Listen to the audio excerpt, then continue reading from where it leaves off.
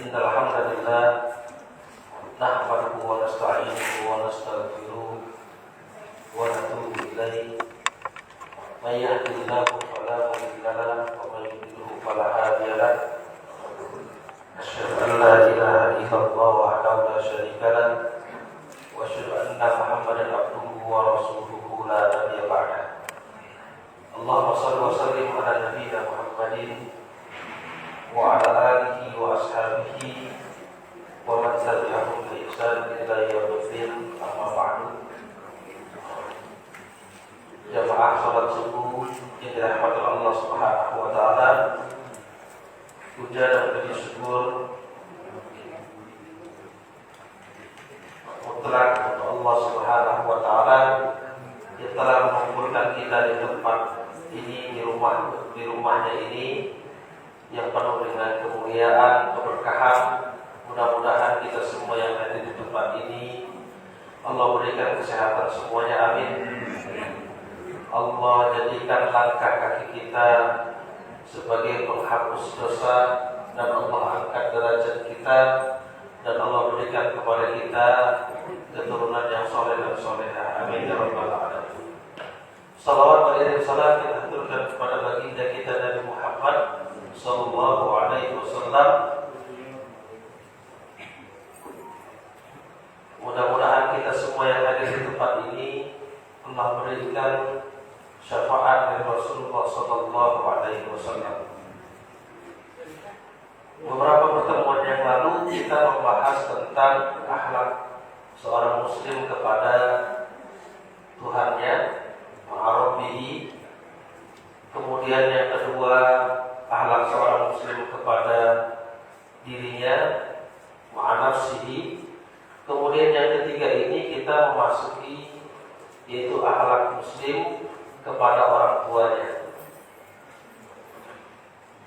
Mudah-mudahan Allah Subhanahu wa taala memberikan kesehatan kepada orang tua kita. Kemudian jika ada yang sudah meninggal dunia, Allah ampuni dosa-dosanya, Allah terima amal ibadahnya, Allah maghfir lahum warhamhum wa'afihim wa'fu anhum. Allahumma la tahrimna ajrahum wa la taftinna ba'dahum waghfir lana wa lahum. Dan mudah-mudahan Allah jadikan kuburannya rawdatan min riyadil jannah dan juga tidak dijadikan kuburannya menjadi kufratan min kufratin niran. Jamaah yang Allah Subhanahu wa taala, jika kita membahas di dalam Al-Qur'anul Karim ataupun hadis-hadis Nabi, maka akan banyak sekali penjelasan tentang bagaimana perintah Allah Subhanahu wa taala kepada kita semua untuk berbuat baik kepada orang tua. Bahkan perintah berbuat baik ini seringkali digandengkan dengan perintah menyembah kepada Allah Subhanahu wa taala. Contohnya umpamanya dalam surah Luqman, wa qad rabbuka alla ta'budu illa iyyahu wa bil walidayni ihsana. Kita disuruh diperintahkan oleh Allah untuk menyembah Allah. Setelah itu kita pun disuruh untuk berbuat baik kepada orang tua. Bahkan redanya Allah juga tergantung dari redha kedua orang tua. Redha Allah fi ridha walidain wa sukhutullah fi sukhil walidain. Keridhaan Allah tergantung dari keridhaan orang tua. Wa sukhutullah fi sukhil walidain. Dan murkanya Allah, marahnya Allah tergantung dari marahnya orang tua. Ajama'ah Allah Subhanahu wa ta'ala. Maka kalau kita perhatikan orang-orang yang sukses itu rata-rata itu orang-orang yang memuliakan orang tuanya.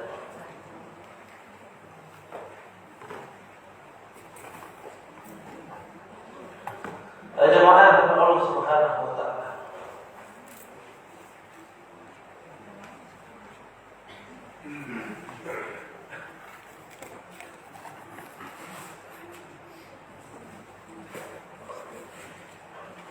Jadi Islam itu sangat memperhatikan, memuliakan kedudukan orang tua kita, orang tua.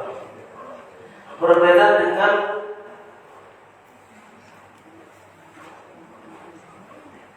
agama-agama yang lainnya, umpamanya di masa jahiliyah atau di Persia. Kalau di Persia itu saya mengambil dari sebuah artikel di Persia pernikahan dengan mahram menjadi budaya dulu ya. Mereka meyakini bahwa hal itu mendekatkan kepada Tuhan mereka.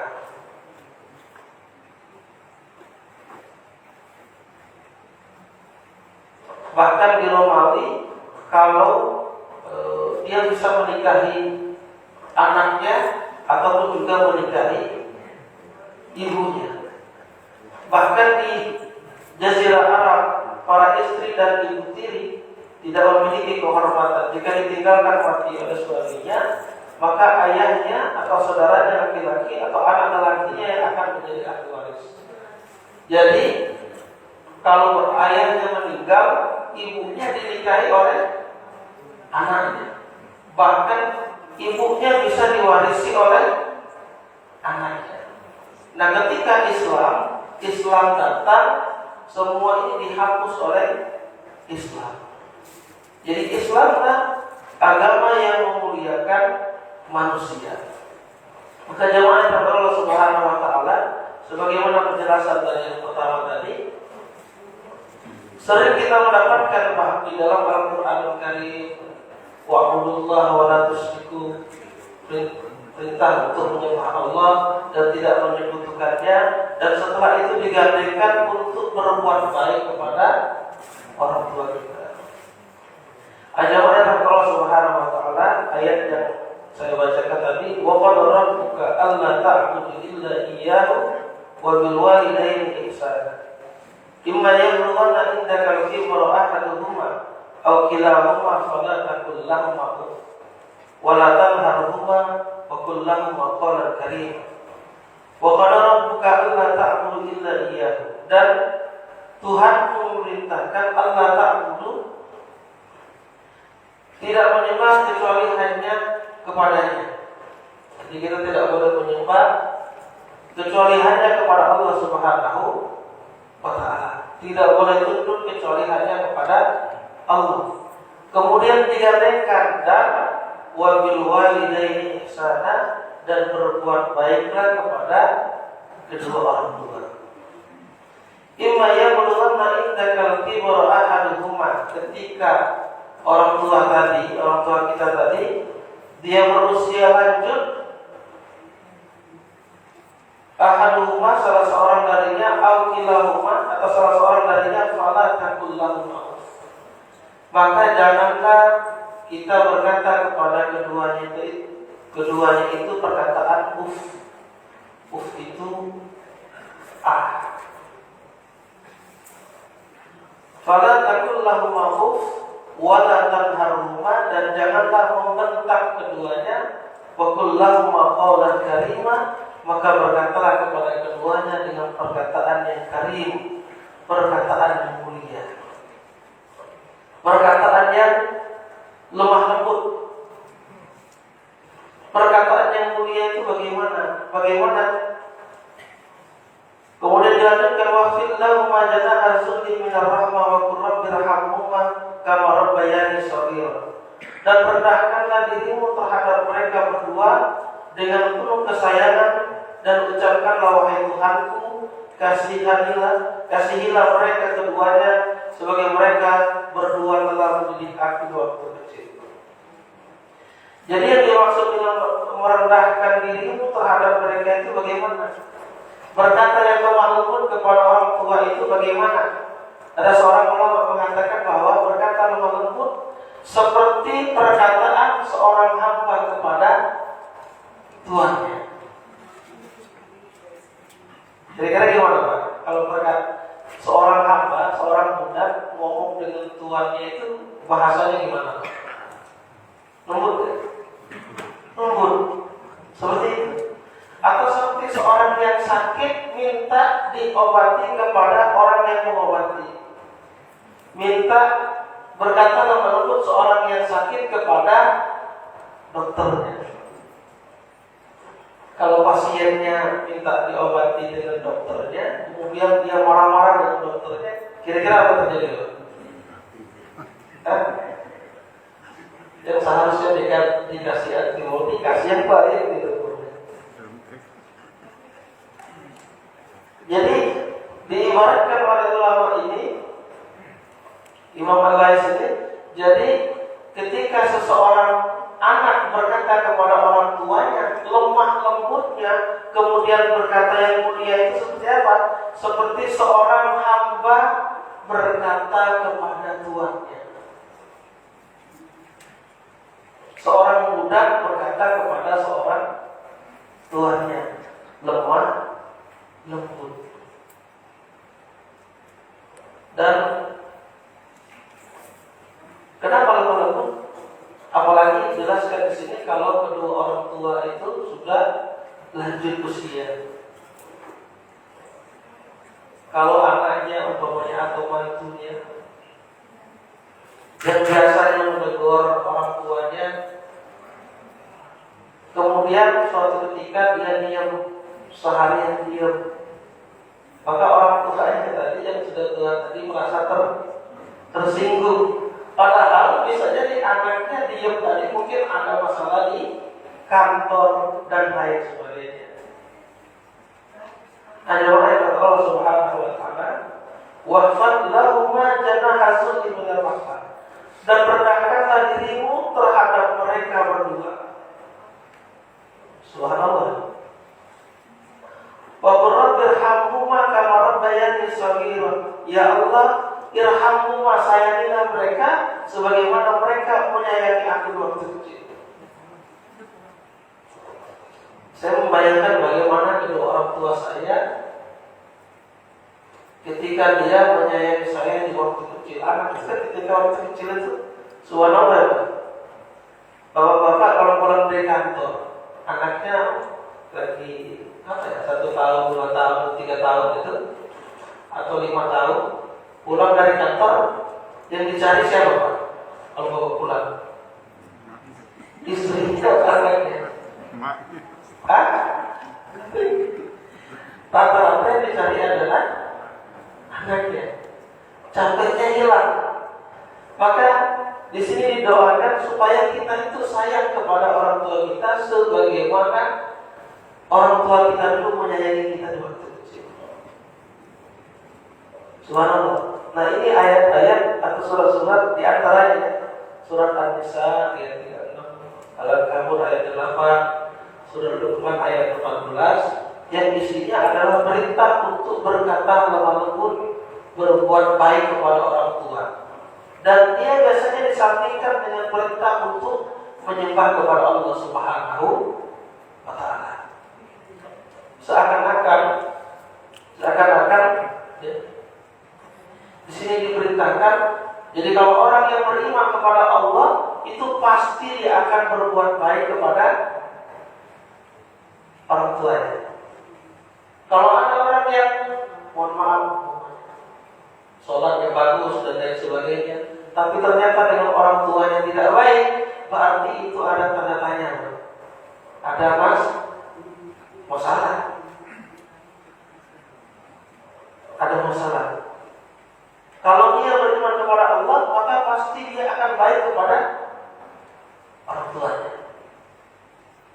Jadi kalau kita bisa mensolehkan anak-anak kita di waktu kecil, kita perhatikan agamanya, kita perhatikan pendidikan agamanya, maka dipastikan nanti walaupun dia hidupnya pas-pasan, pasti ketika kita tua nanti dia akan perhatian kepada kita.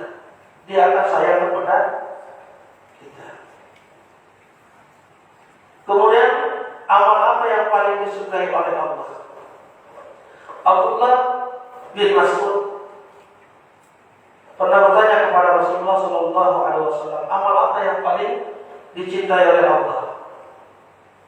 Ya Rasulullah, amal apa yang paling dicintai oleh Allah? Kemudian jawab oleh Rasulullah, salat tepat waktu. Kemudian Abdullah bin Mas'ud bertanya lagi, Apalagi ya Rasulullah? Beliau menjawab adalah berbakti kepada orang tua. Kemudian bertanya lagi, apalagi ya Rasulullah? Kemudian jawab pada Rasulullah berjihad di jalan Allah, berjihad perang. Jadi yang pertama adalah sholat 5 waktu, ya, sholat tepat waktu. Kemudian yang kedua adalah berbakti kepada orang tua. Kemudian yang ketiga adalah jihad. Jadi ketika seorang anak berbakti kepada orang tuanya, sayang kepada orang tuanya, kemudian berbuat baik, ini ternyata termasuk dari amalan yang dicintai oleh Allah Subhanahu wa Ta'ala. Kemudian Abu Hurairah bercerita, ada seorang laki-laki datang kepada Rasulullah lalu bertanya, ya Rasulullah, siapakah orang yang paling berhak untuk saya berbakti kepadanya? Kemudian beliau menjawab, ibumu. Kemudian ditanya lagi, siapa lagi ya Rasulullah? Kemudian dijawab oleh Rasulullah, ibumu. Kemudian siapa lagi ya Rasulullah? Dijawab oleh Rasulullah, ibumu. Kemudian ditanya lagi, baru Rasulullah menjawab, ayahmu. Jadi kalau kita pahami dari hadis ini 3:1. Tapi jangan salah terjemah Pak. Kan suka ada yang bercanda kan, ibumu, ibumu, ibumu, kemudian ayah. Berarti ibunya berapa Pak? Nah itu gak benar, itu bercandaan saja itu. Sekarang pelesetan orang-orang duduk di warung kopi kan. Gak boleh sebenarnya. Sebenarnya bercanda seperti itu tidak boleh. Maksud dari hadis ini adalah 3:1. Kenapa?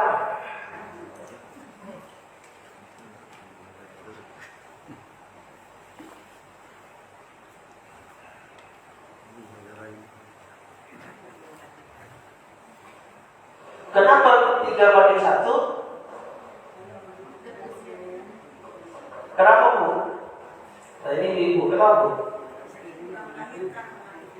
Karena dia yang mengandung, kemudian dia juga yang melahirkan, kemudian dia juga yang menyusui. Mengandung berapa Pak? Bu, berapa bulan Bu mengandung?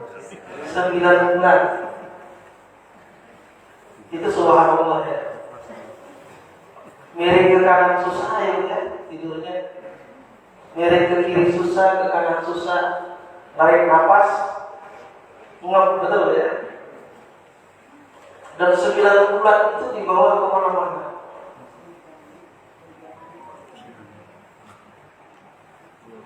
Itu luar biasa perjuangan seorang ibu. Ini pendapat Imam Ibnu Hajar Al-Asqalani. Kenapa ibu disebutkan 3 kali, baru setelah itu ayah? 9 bulan di dalam perut ibunya. Coba kalau bapak-bapak pengen mencoba, berat gak kira-kira Allah?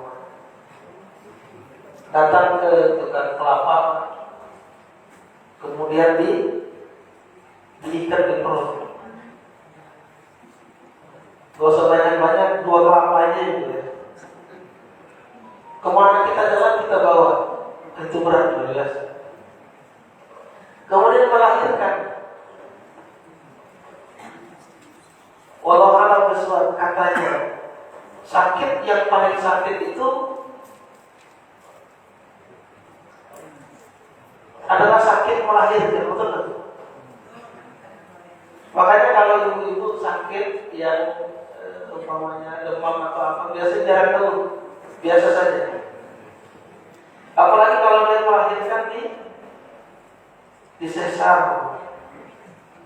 ya kan? Ketika melahirkan sesar dia tidak terasa, tapi setelah melahirkan itu baru terasa. Belum lagi ketika melahirkan apa?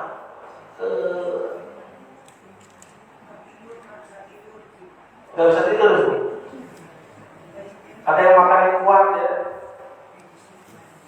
Ada yang kalau melihat suaminya dijengkel mungkin. Itu subhanallah ketika melahirkan itu. Ada yang 1 hari belum bisa melahirkan, akhirnya diinjeksi apa? Dipancing, itu sakitnya luar biasa. Jadi subhanallah, setelah melahirkan disusui. Apalagi kalau seorang ibu ini dia bekerja, dia harus memeras asinya untuk diberikan kepada anaknya. Jadi subhanallah, ketika melahirkan ada bapak-bapak sedih juga, Bu. Tapi walaupun sedih dia masih bisa keluar ngopi kan, ya, atau sambil merokok dan lain sebagainya. Nah, jawabnya Allah Subhanahu wa Ta'ala, inilah 3 hal ini yang menyebabkan kenapa ibumu menurut Imam Ibnu Hajar Al-Asqalani. Yang pertama karena ibu itulah yang mengandung. Kemudian yang kedua, ibulah yang melahirkan. Jadi pertarungan antara hidup dan mati. Bahkan banyak para ibu yang melahirkan kemudian ternyata dia meninggal dunia. Mudah-mudahan insya Allah dikategorikan syahid. Kemudian yang berikutnya apa? Menyusui. Kadang dia nggak bisa tidur, gitu kan. Tidurnya kurang dan lain sebagainya. Kemudian jawabnya Allah Subhanahu wa Ta'ala dari Anas bin Malik radhiyallahu anhu, qala Rasulullah sallallahu alaihi wasallam, man ahabba an yumidallahu bi umrihi wa yazida fi rizqihi wal yubirra walidayhi wal yusil rahimahu. Rawahu Imam Baihaqi. Dari Anas bin Malik bahwa Rasulullah SAW bersabda, barang siapa yang berharap Allah menambah umur dan rezekinya, hendaklah berbakti kepada orang tuanya dan menyambung hubungan sanak famili silaturahim. Ini bisa dikategorikan umurnya memang bertambah atau keberkahan dari umurnya. Ada orang India hidupnya sebentar, tapi keberkahannya, kebermanfaatannya luar biasa lama. Ini diantara hikmah kenapa berbakti kepada orang tua. Kemudian yang berikutnya, berbakti kepada orang tua walaupun bukan seorang muslim. Ini yang terjadi dengan Abu Bakar Siddiq ketika ibunya tidak masuk Islam, belum masuk Islam. Kemudian ibunya minta dibantu kepada Abu Bakar Siddiq. Kemudian dia bertanya kepada Rasulullah, kemudian kata Rasul, silakan dibantu. Jamaah Allah Subhanahu wa Ta'ala. Kemudian kisah Sa'ad bin Abi Waqqas. Jadi ibunya Sa'ad bin Abi Waqqas ini adalah termasuk tokoh kaumnya. Dan dia tahu bahwa Sa'ad bin Abi Waqqas ini sangat cinta kepada ibunya. Maka diboikotlah Sa'ad bin Abi Waqqas. Boikotnya bagaimana? Diboikotnya bahwa ibunya tidak mau makan.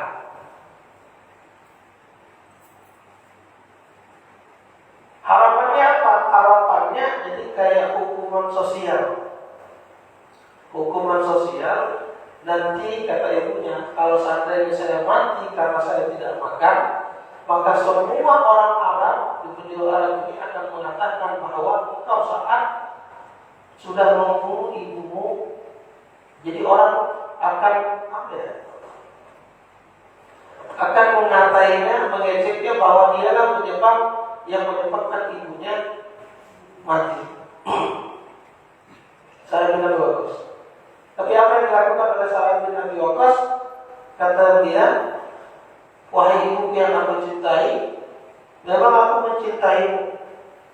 Tapi dalam hal ini seandainya engkau memiliki 70 nyawa dan nyawa itu keluar satu-satu, niscaya aku tidak akan meninggalkan agama ini.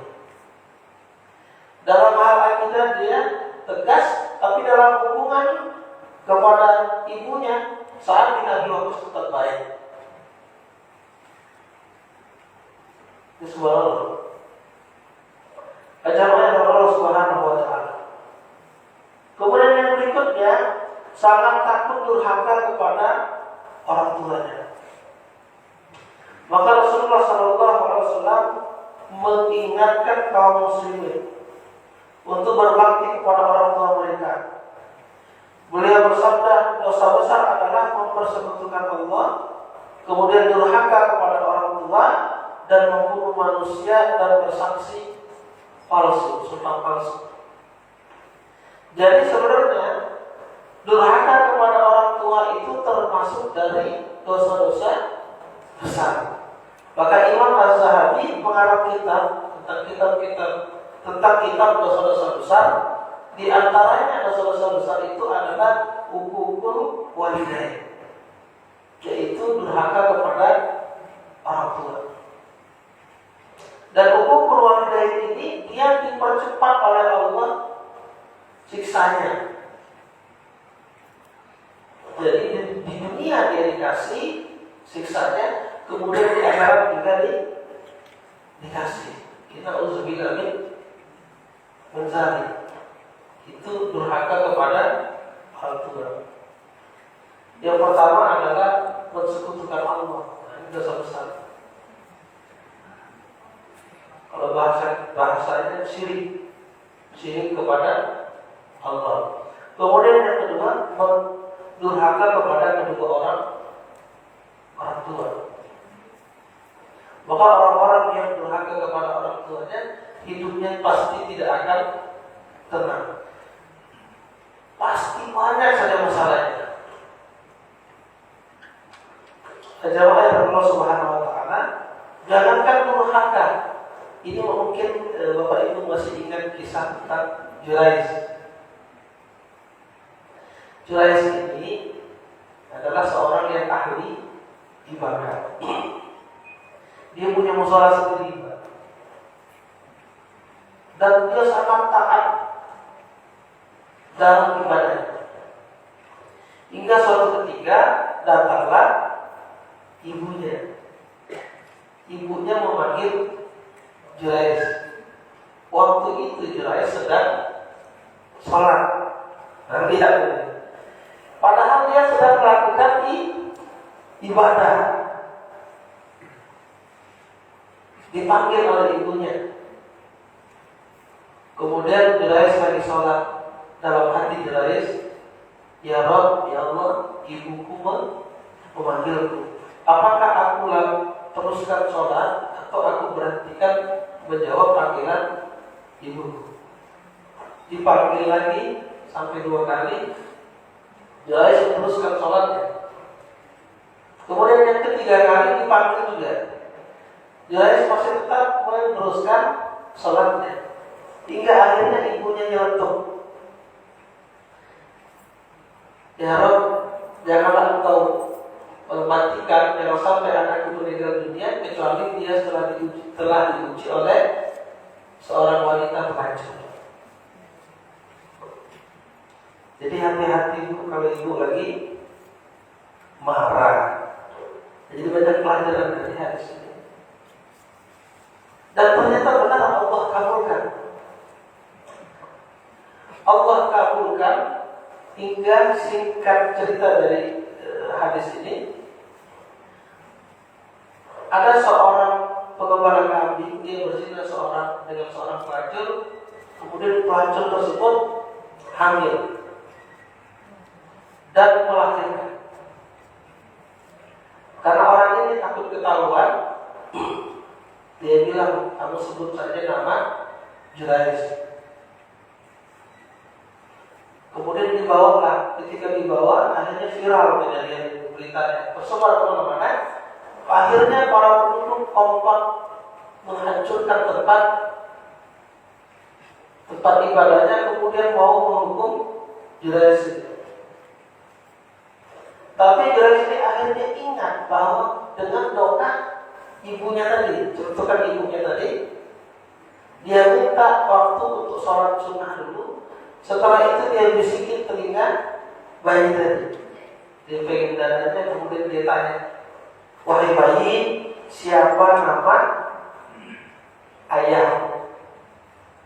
Maka bayi tadi ngomong bahwa ayahku adalah seorang pengembala kambing. Nah, akhirnya para penduduk tadi sadar. Poin yang kita bahas di sini adalah jangankan durhaka kepada orang tua. Ini jelas sedang apa Bapak Ibu? Sedang sholat.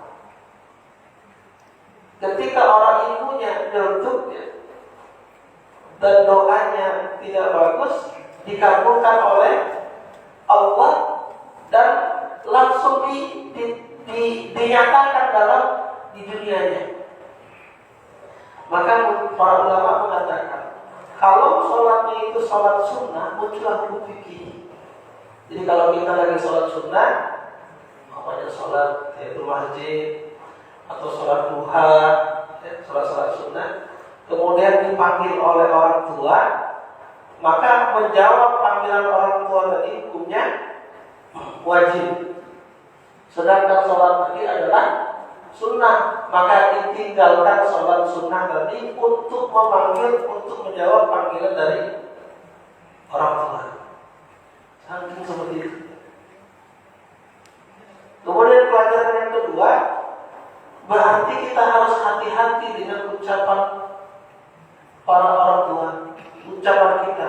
Karena kenapa? Karena hadis yang saya bacakan tadi, ridha Allah fi ridha walidain wa sukhutullah fi sukhtil walidain. Ridhonya Allah tergantung dari keridhaan orang tua, dan murkanya Allah tergantung dari kemurkaan orang tua.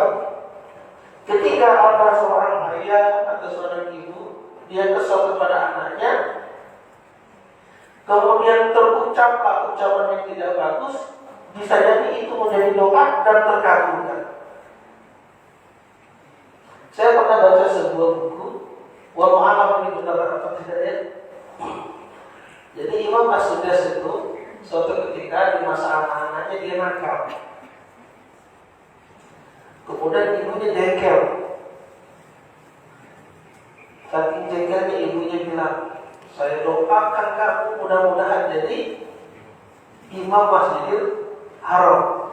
Dan terjadi ibu, terkabulkan doanya.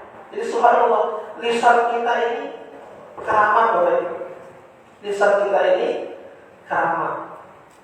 Maka berhati-hatilah terhadap lisan kita. Khawatirnya diijabah oleh Allah.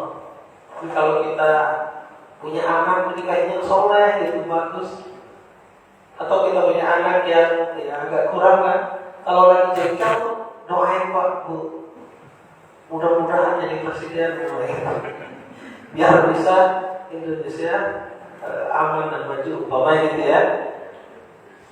Wallahu a'lam bishawab. Kemudian mendahulukan berbakti kepada ibu, kemudian ayah, itu disebut.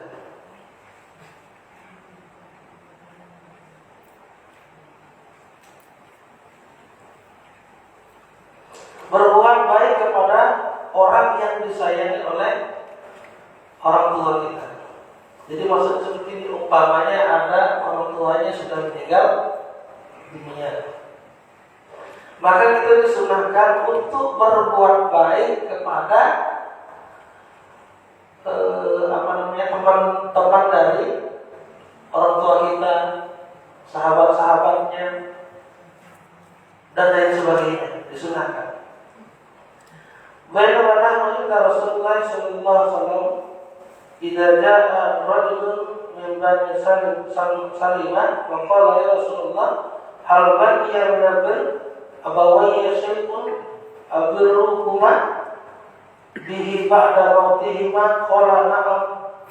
As-salatu alaihima wastighfaru lahuma wa infatu ahdihima min ba'dihima wa silatur rahmi wa silaturahmi allati la tusalu illa bihima wa ikram sadiqihima. Suatu saat kami pernah berada di sisi Rasulullah SAW. Ketika itu ada datang seseorang dari Bani Salim. Ia berkata, wahai Rasulullah, apakah masih ada bentuk berbakti kepada kedua orang tuaku ketika mereka telah meninggal dunia? Kemudian Nabi Muhammad SAW menjawab, iya, masih tetap ada bentuk berbakti kepada kedua orang tua. Bentuknya adalah mendoakan keduanya, kemudian meminta ampun untuk keduanya. Kita doakan, kemudian kita minta ampun untuk kedua orang tua kita. Memenuhi janji mereka setelah meninggal dunia. Pokoknya orang tua kita ada janji apa, ada wasiat apa, kita penuhi. Kemudian menjalin hubungan silaturahim kerabat kepada kerabat dengan keluarga kedua orang tua yang tidak pernah terjalin dan memuliakan teman dekat keduanya. Jadi kadang-kadang kalau orang tuanya sudah meninggal, sesama anak keluarga itu tidak ada saling kenal. Itu enggak? Umpamanya saya punya bapak saya punya kakak, ya. Kemudian bapak saya juga punya adik, nanti om. Kemudian si om ini punya adik lagi. Harusnya tetap ada silaturahim. Maka jamaah Allah Subhanahu wa taala, Abdullah bin Umar radhiyallahu anhuma, semoga Allah merahmati keduanya. Maksudnya merahmati keduanya adalah merahmati Abdullah dan merahmati Umar bin Khattab. Pernah berkata bahwa ada seorang laki-laki Badui bertemu dengan Ibnu Umar di tengah perjalanan menuju Makkah. Kemudian Abdullah bin Umar memberi salam dan mengajaknya untuk naik ke atas keledainya serta memberikan sorban yang dipakai di kepalanya. Jadi Abdullah bin Umar ketemu dengan seorang Badui. Badui itu orang pedalaman, Pak. Orang kampung pedalaman. Kemudian ketika ketemu diajaknya naik ontanya, kemudian dikasih sorbannya yang dipakainya. Kemudian Ibnu Dinar berkata kepada Ibnu Umar, semoga Allah memberikan kebaikan kepadamu. Sesungguhnya orang itu adalah orang Badui.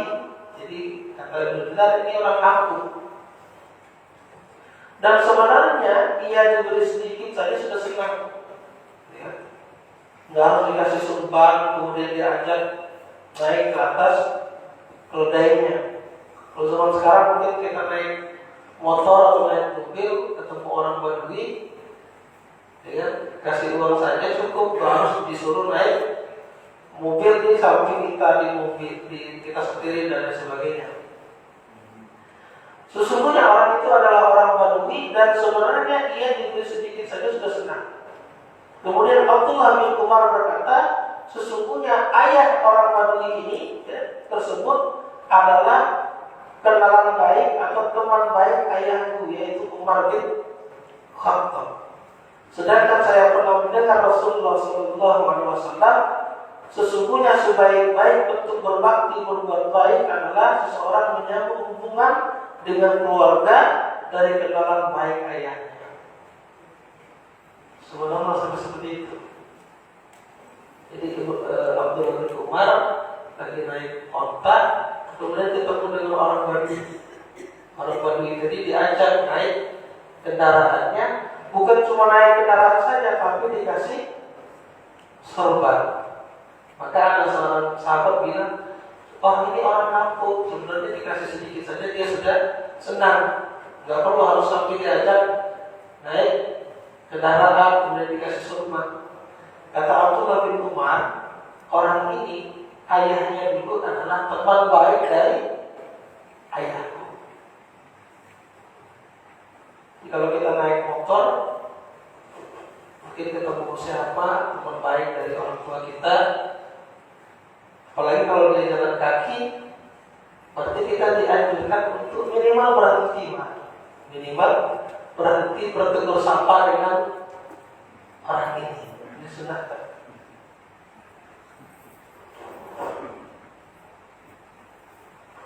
Jangan sampai jadi seperti tidak kenal.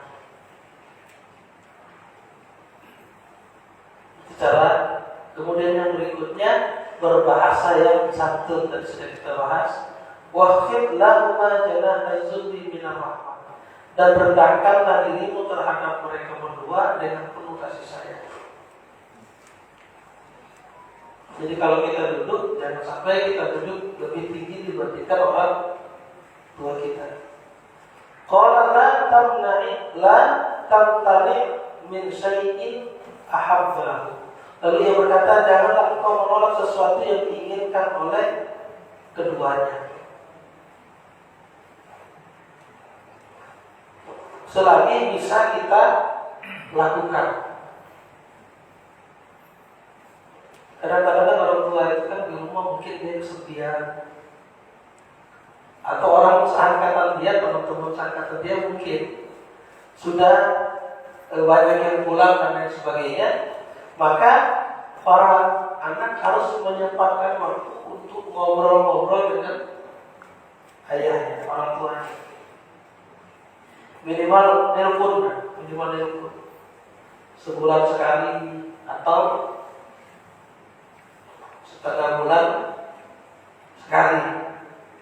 Jangan sampai berbulan-bulan tidak pernah nelpon. Atau kalau orang tuanya sudah meninggal dunia, sementara yang di kampung adalah pamannya, omnya dan lain sebagainya, maka yang kita telepon adalah omnya. Jangan sampai satu lebaran, 2 lebaran tidak pernah nelpon. Atau yang lebih tidak bagusnya lagi, tidak punya nomor teleponnya. Maka yang mudah harus mencari nomor telepon yang tua. Tapi yang ada tua semua ya. Ada tua semua. Rahma'ankuhu thumma rahima'ankuhu thumma rahima'ankuhu kila man ya Rasulullah. Qala man adraka walidayhi inda kiwari ahaduhuma aw kilahuma thumma lam yadkhulul jannah. Sungguh terhina kata Rasulullah. Sungguh terhina. Sampai Rasulullah mengucapkan 3 kali. Artinya kalau diucapkan 3 kali berarti ini taukid. Taukid itu artinya penguat. Umpamanya la tardab wala tarjana. Jangan marah, maka bagimu surga. Untuk taukid, berarti kalau diulang 3 kali, berarti untuk penguatan. Di sini sampai 3 kali, sungguh terhina. Ada yang bertanya, siapa wahai Rasulullah? Beliau bersabda, sungguh hina seseorang yang mendapati kedua orang tuanya yang masih hidup, atau salah satu dari keduanya ketika mereka telah tua, namun justru ia tidak masuk surga. Jadi sebenarnya orang tua itu pintu surga bagi kita. Maksud dari hadis. Jadi orang tua itu adalah pintu surga. Bahkan ada seorang ulama yang menangis ketika orang tuanya meninggal dunia. Kemudian dikasih tahu, jangan menangis, harus ikhlas, redha dan lain sebagainya. Kemudian dijawab oleh ulama ini, alim ini, saya menangis bukan saya tidak redha, tapi sudah tertutup satu pintu wasilah saya ke surga, yaitu orang tua. Maka kalau kita ada rencana apa, mungkin ada mau buka usaha apa, ada kegiatan apa, biar dilancarkan, biar dimudahkan, maka mintalah redha kepada orang tua. Jamaah yang Allah Subhanahu wa taala. Nah, ini cara berbuat baik birrul walidain, yaitu memberi nafkah atau memberi makan, kemudian memberi pakaian, memberi tempat perlindungan, memberi pengobatan, membayar hutangnya.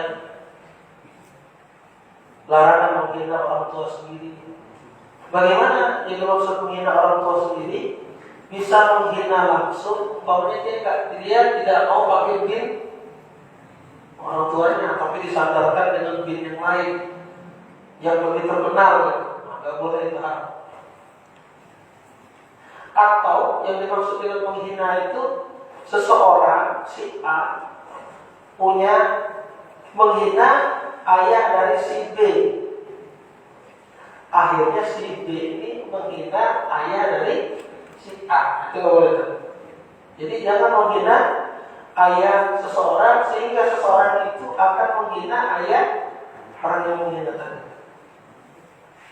Kemudian sholat jenazah ketika orang tuanya wafat, memenuhi wasiatnya, kemudian mendoakan kedua orang tua. Mungkin cukup jemaah yang Allah Subhanahu wa taala, kita buka dengan sesi diskusi atau ada yang mau menambah, silakan.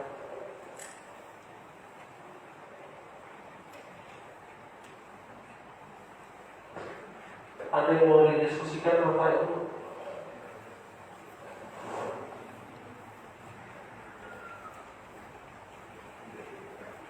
Ya, silakan. Ustaz, mohon maaf karena ini pertanyaannya sebaliknya. Kalau tadi akhlak anak terhadap orang tua, nah pertanyaannya bagaimana perlakuan orang tua terhadap anak? Mohon maaf karena pertanyaannya sangat sederhana. Wassalamualaikum warahmatullahi wabarakatuh. Assalamualaikum. Ya, pertanyaannya bagus sekali. Allah berfirman dalam Al-Quran Al-Karim, ya ayyuhalladzina amanu qu anfusakum wa ahlikum nar. Wahai orang-orang yang beriman, qu anfusakum, selamatkanlah diri kalian, wa ahlikum, dan keluarga kalian dari apa? Dari api neraka. Maka sebenarnya kewajiban yang utama itu dimulai dari orang tua. Maka ada hadis umpamanya, muru auladakum bis-sholati wa hum sab'u sinin. Perintahkanlah anakmu untuk sholat ketika dia berumur 7 tahun. Kalau dia berumur 10 tahun dia tidak mau, maka boleh dipukul. Berarti yang harus memberikan contoh yang terbaik pertama kali adalah orang tua. Bahkan ada penjelasan orang tua bisa terhalang masuk ke dalam surganya. Kenapa? Karena tuntutan dari anaknya. Ketika orang tua itu tidak perhatian terhadap agama dari anak tersebut. Kenapa? Karena anak adalah apa itu? Karena anak adalah amanah. Anak itu adalah amanah yang Allah berikan kepada orang tua. Karena ini amanah, maka nanti Allah akan tanya amanah tersebut dijaga apa tidak. Maka bagi orang tua yang pasangan suami istri yang tidak punya anak, jangan juga terlalu bersedih. Kenapa? Karena anak itu amanah yang dititipkan oleh Allah. Mungkin itu Bapak Ibu. Ya. Assalamualaikum warahmatullahi wabarakatuh. Waalaikumsalam. Bertanya untuk hak orang tua terhadap anak laki-lakinya atau anak perempuannya kalau mereka sudah menikah. Oh ya, ini pertanyaannya bagus sekali. Jadi hak orang tua kepada anaknya perempuan kalau dia sudah menikah. Jadi seorang perempuan Kalau dia sudah menikah, maka dia menjadi tanggung jawab dari suaminya. Jadi surganya itu terletak dari suaminya. Maka para orang tua tidak boleh juga harus selalu memaksa, karena dia sudah menjadi tanggung jawab dari suaminya. Tapi yang dimaksud tanggung jawab di sini bukan berarti lepas semuanya, Pak. Makanya orang tua bertanggung jawab untuk memperhatikan calon dari suami anaknya ini, bukan berarti lepas begitu saja, tidak.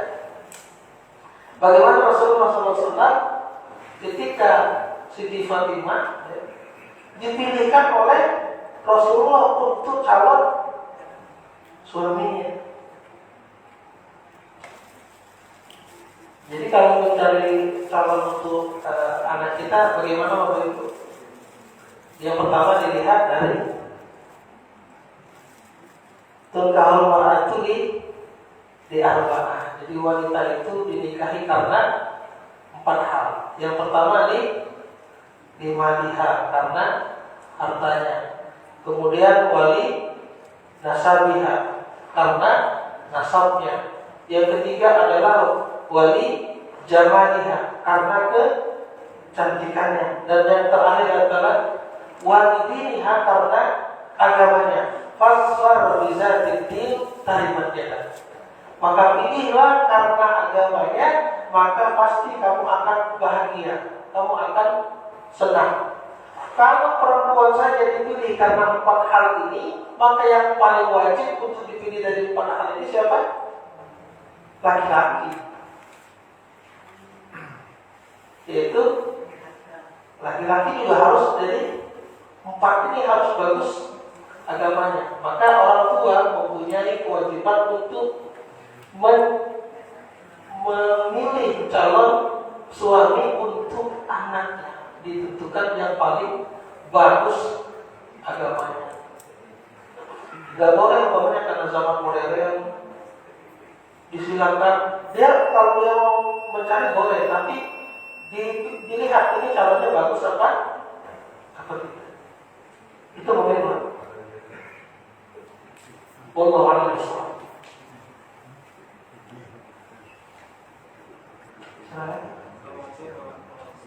Waalaikumsalam. Bagaimana jika kita sudah menikah, lalu lebih prioritas orang tua atau mertua? Yang mana? Yang laki-laki? Iya. Iya. Kalau laki-laki dia punya kewajiban kepada orang tua. Kalau laki-laki tentu harusnya profesional ya. Profesional maksud saya. Jadi kalau laki-laki dia masih ke orang tua, tapi kalau seorang istri dia kepada suaminya. Makanya ada hadis yang menjelaskan seorang wanita itu, seorang istri itu akan masuk surga ketika dia meninggal, kemudian suaminya redho. Suaminya redho. Nah, untuk suami bagaimana? Maka dia mempunyai kewajiban kepada orang tuanya. Setelah itu baru ke keluarganya. Wallahu a'lam bishawab.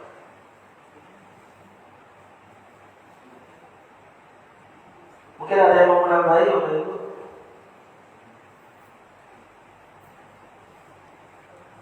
Kadang-kadang kan karena para suami punya kewajiban menafkahi keluarganya gitu kan, akhirnya kepada orang tuanya, kepada ayahnya, kepada ibunya, ketika orang tuanya mau minta, kadang-kadang dia mohon maaf dulu ya, akhirnya dia istriku, bapak mau minta ini boleh apa enggak? Harus enggak harus izin ya. Karena harta itu adalah harta dari suaminya, enggak harus izin. Kalau istri maka dia baru memberi memberitahu kepada suaminya.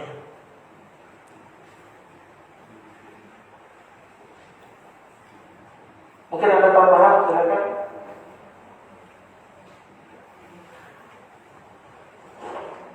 Bahkan dalam hadis itu ada kisah anta wa maluka li abika. Jadi ada anak yang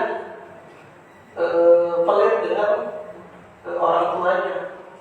Akhirnya ayah ini yang sepuh ini mengadu kepada Rasulullah. Kemudian dipanggil anaknya, kemudian anaknya, kemudian bapak ini. Kemudian bapak ini mengadu kepada Rasulullah. Ya Rasulullah, dulu dulu dia fakir, wa ana ghaniya. Dulu dia itu miskin, maksudnya anak itu dulu miskin, dan saya kaya. Dia dulu anak itu belum punya apa-apa, dan saya kaya, saya kasih dia. Kemudian dulu saya kuat, dia dhaif, dia lemah. Semua keperluan dia saya kasih. Tapi sekarang saya lemah, dia kuat. Saya miskin, dia kaya. Ternyata anaknya tidak mau memberi. Akhirnya keluarlah sabda Rasulullah SAW, anta wa maluka li abika. Engkau dan hartamu adalah milik dari ayah. Subhanallah, anta wa maluka li abika. Dan ada lagi, jadi para istri tidak boleh melarang suaminya ketika suaminya mau memberi keluarganya. Begitu juga sebaliknya, para suami kalau istrinya mau ngasih keluarganya yang paling bagus, suaminya datang ngasih, walaupun itu uang istrinya, walaupun itu uang istrinya. Mungkin istrinya bekerja dan lain sebagainya, jadi memang bagus segitu. Mungkin itu cukup jemaah di dalam Allah Subhanahu. Iya. Waalaikumsalam warahmatullahi wabarakatuh. Ustaz, jika seorang anak durhaka terhadap orang tuanya, kemudian orang tuanya itu sudah meninggal, apa yang harus dilakukan oleh anak? Iya, jadi orang tuanya sudah meninggal, sementara dia pernah menyakiti hati orang tuanya. Iya, apa yang dilakukan? Kalau bercerai, minta maaf. Iya, tadi sudah kita bahas. Ini pertanyaan bagus sekali dan tadi sudah kita bahas di sini. Yang pertama, apa yang harus dilakukan kalau sudah meninggal dunia? Pertama, kita bertobat. Yang kedua, berbuat baik kepada, kemudian mendoakan orang tua. Kemudian apa? Kita bersedekah, ya, bersedekah atas nama orang tua. Kemudian yang berikutnya, tadi apa? Bersedekah. Yang ketiga adalah bersilaturahim dengan keluarga-keluarga atau teman-teman dari bapak ibu, atau terhadap anak-anak dari si orang tua tadi. Nah itu. Jadi yang pertama tadi kita bertobat, kemudian yang kedua kita mendoakan, kemudian yang ketiga kita bersedekah, kemudian yang ketiga bersedekah, yang keempat berbuat baik atau bersilaturahim terhadap keluarga atau teman-teman dari orang tua kita, seperti yang dilakukan oleh Ibnu Umar tadi. Cukup dulu. Iya, itu. Baik jemaah Allah Subhanahu wa taala, yakinlah ketika kita berbuat baik kepada orang tua kita, maka Allah akan memudahkan urusannya. Tapi ketika seseorang itu durhaka kepada orang tuanya, bahkan ada yang sampai orang tuanya itu terucap terucap seperti ibunya Juraij tadi, ya, walaupun itu jelek terkabulkan. Tapi kalau terucap dari lisannya itu yang baik, umpamanya posisi orang tuanya lagi marah, seperti kisah dari Imam Sudes tadi, ibunya marah, kesel, tapi yang terucap adalah doa, akhirnya dikabulkan oleh Allah. Mudah-mudahan bermanfaat untuk diri saya dan jamaah sekalian semuanya. Karena kalau orang tua sudah meninggal, Masya Allah ya, kita doakan Allahumma ighfir lahu warhamhu wa'afihi wa'fu anhu. Allahumma la tahrimna ajrahu wa la tafsina ba'dahu waghfir lana wa lahu. Allahumma ij'al qabrahu rawdatan min riyadil jannah wa la taj'al qabrahu khufratan min khufratil niran. Kita tutup dengan alhamdulillah rabbil alamin, subhanallahi bihamdika, asyhadu an la ilaha illa anta, astaghfiruka wa atubu ilaik. Assalamualaikum warahmatullahi wabarakatuh.